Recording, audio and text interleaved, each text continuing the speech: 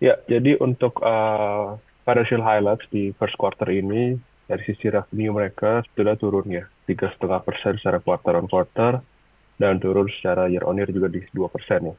Namun kalau misalnya kita lihat dari sisi EBITDA, itu flattish di 0,6% secara quarter on quarter, dan minus 1,4% secara year on year. Nah, memang dari sisi operating expense mereka ada sedikit efisiensi ya, di mana untuk dari sisi operating expense mereka turun 5%. Hal ini meningkatkan dari sisi earnings mereka di first quarter ini naik 27% ya secara quarter on quarter, dan naik 1,3% secara year on year.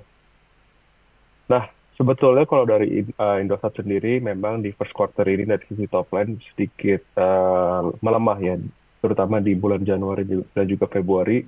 Namun kalau misalnya kita lihat dari data operasional mereka di first quarter itu ARPU naik 6,5% ya secara year on year, dan data traffic juga masih tumbuh lumayan signifikan.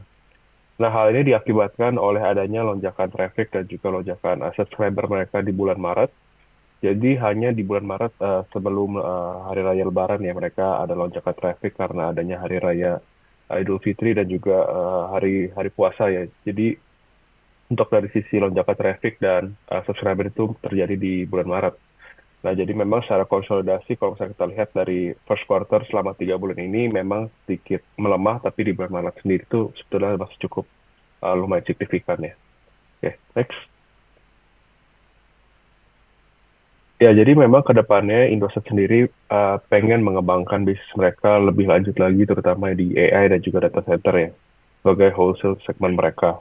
Jadi memang dari sisi mobile dan juga fixed broadband, dari sisi segmentasi dan juga market itu sudah very saturated dan udah red ocean ya. Jadi kalau misalnya kita lihat untuk growth ke depannya sudah sangat limited ya. Jadi memang dengan adanya booming dari AI dan juga lonjakan traffic dari AI dan juga data center ini, mereka coba untuk gelontorkan capex tambahan sekitar 120 juta US dollar untuk di tahun ini, dan mereka melihat dengan adanya kolaborasi dengan NVIDIA dan juga BDX sebagai layanan data center dan juga GPU as a service mereka di tahun ini, mereka coba projected revenue sekitar 35 sampai 40 juta US dollar ya untuk di tahun 2025 ini, dengan EBITDA margin yang jauh lebih tinggi dibandingkan EBITDA margin untuk segmen lainnya di sekitar 55%. Jadi memang untuk di tahun ini mereka estimasi sekitar 1-2% dari total revenue mereka itu akan datang dari segmen baru ini, dan untuk dari first quarter kemarin juga mereka sudah melakukan order untuk pemesanan GPU dari NVIDIA ya. Jadi memang kalau misalnya kita lihat dari earnings mereka di fourth quarter, betul ada peningkatan dari sisi expense mereka, terutama dari sisi GPU untuk pemesanan di tahun ini.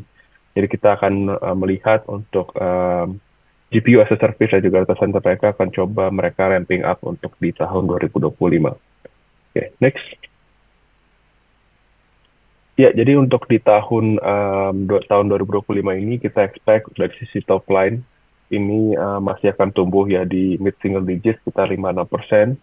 Dan kalau misalnya kita lihat memang dari sisi segmentasi, dari sisi seluler itu masih menopang ya kinerja Indosat, tapi memang ke depannya Indosat sendiri ingin coba apa namanya meningkatkan dari segmentasi lainnya seperti yang segmen MIDI atau segmen multimedia, internet dan juga digital, yang di dalamnya terdapat segmentasi dari sisi bisnis mereka dari GPU dan juga data center ya. Oke, next.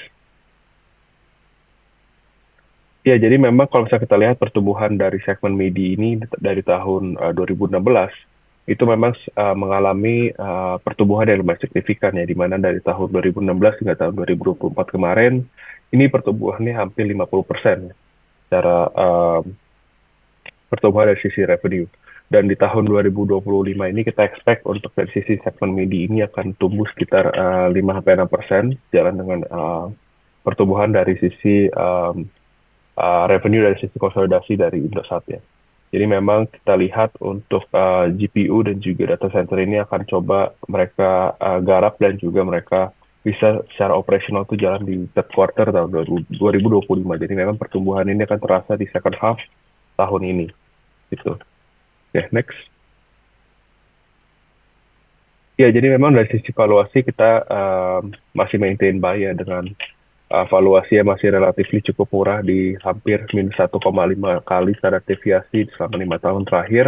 Dan memang selama 2 bulan terakhir ini dari sisi share price dari Indosat ini mengalami lonjakan yang cukup signifikan ya. Jadi memang uh, market ini merasa bahwa dengan strategi dan juga development yang dilakukan oleh Indosat ini akan bertumbuh cukup positif ya untuk kinerja perseroan ke depannya. Next.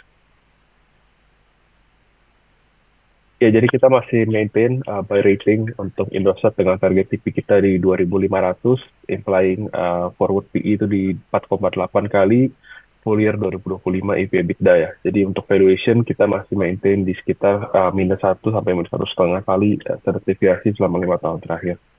Oke, mungkin saja yang saya dapat sampaikan untuk hari ini. Saya kembalikan ke Glenda. Terima kasih.